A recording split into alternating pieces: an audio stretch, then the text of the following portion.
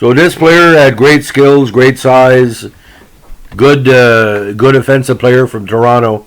Although he spent the majority of his career in the AHL, the talent he showed and his success he enjoyed continues to be celebrated across North America and the world.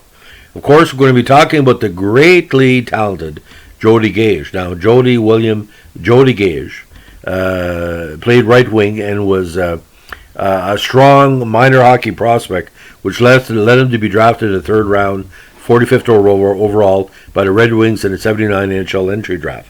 He first came to major prominence with the Toronto Nationals of the OPJHL, where he had 80 points in 53 games. 77, he found himself with the St. Catharines Finn Cups of the OMJHL with 33 points in 47 games. 78, he split time with Hamilton and the Kitchener Rangers of the OMJHL, 32 goals and 77 points in 58 games. Now, back with Kitchener, his draft year, he had 89 points in the 79 season with 46 goals and 3 points in the playoffs. Now, after being drafted by Detroit, he was sent to the minors for conditioning. He put up 42 goals in a combined 77 games with Adirondack of the AHL and Kalamazoo of the IHL. Now, he finally broke the Detroit roster in 81 with 4 points in 16 games. And then in 82, a regular turn at bat. He had 19 points in 31 games with Detroit, but was sent back to Adirondack for seasoning. Now, 83, he had 23 goals, did get a call up to the Red Wings. Adirondack used him quite well in the playoffs, 6 points in 6 games. Now, 84, he found himself again with Detroit for a cup of water, but played most of the season with Adirondack with 40 goals and 32 assists for 72 points. Now, he first came to major prominence in the 72 Quebec International Pee Wee Hockey Tournament for being a goal scorer. And it really paid off for him in the AHL especially, because in his debut on October 11th, 79, he scored 4 goals in an 8-3 win over the Hershey Bears.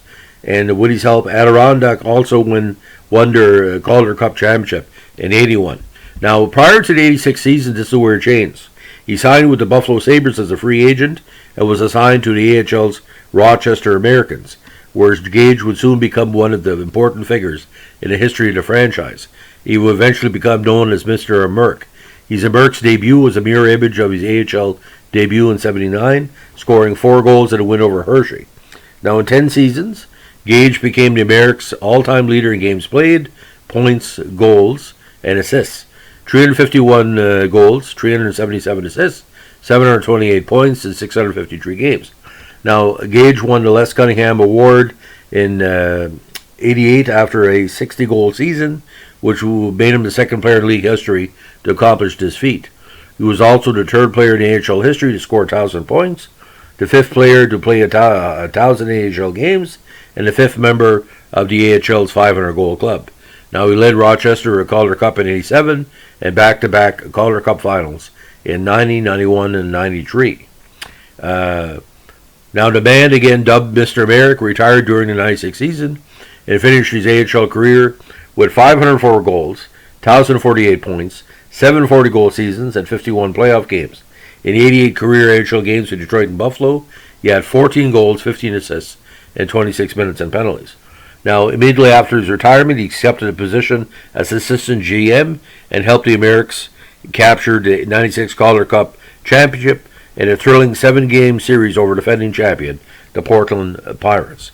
Now, Gage was eventually named GM of the Americans for the 97 season, and he then oversaw 5 division titles, 2 more trips to the Calder Cup finals, and a McGregor-Kilpatrick trophy after a 51 season in 2005. In addition to his work with the Amerks, he also served as GM for the Rochester Rattlers of Major League Lacrosse and was GM to the National Lacrosse League's Rochester Nighthawks until new ownership took control of both the Amerks and Nighthawks in 2008. In 2006, he was a member of the inaugural induction class of the AHL Hall of Fame. Now, on February 3rd, 2011, he was named the new general manager of the Hamilton Nationals of Major League Lacrosse, and Gage has also served time as vice president of player personnel for Rochester Nighthawks Lacrosse Club. So what a tremendous dedication to hockey. And the fact not only involved in the AHL, NHL, but his dedication to lacrosse, which is still quite big on the eastern side of Canada and in the Aboriginal communities on both sides of the border. But like what Gage's style was, ladies and gentlemen, you give him a chance, he would score. Your typical Steve Shutt, Lafleur-Lemaire combination. He had aspects of penalty killing as well. Good two-way player, good playmaker. Wasn't scared to drop the gloves every once in a while.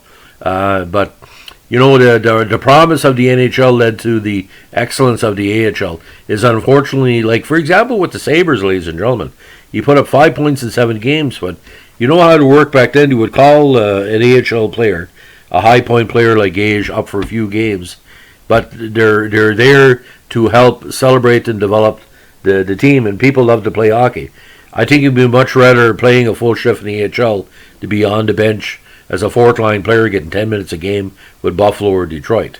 It was too bad the full NHL career didn't work out, but then again, the numbers are there, ladies and gentlemen. And in Rochester, like I said, he's a friggin' legend, man. He can't go for a coffee without people wanting to buy him a donut as well. So, and you know, at the young age of 61, you might see other things going on in his career. Who knows? You know, management and different development as well, player development in relation to that. So that's the legend of Jody Gage. Thanks for listening. Bye.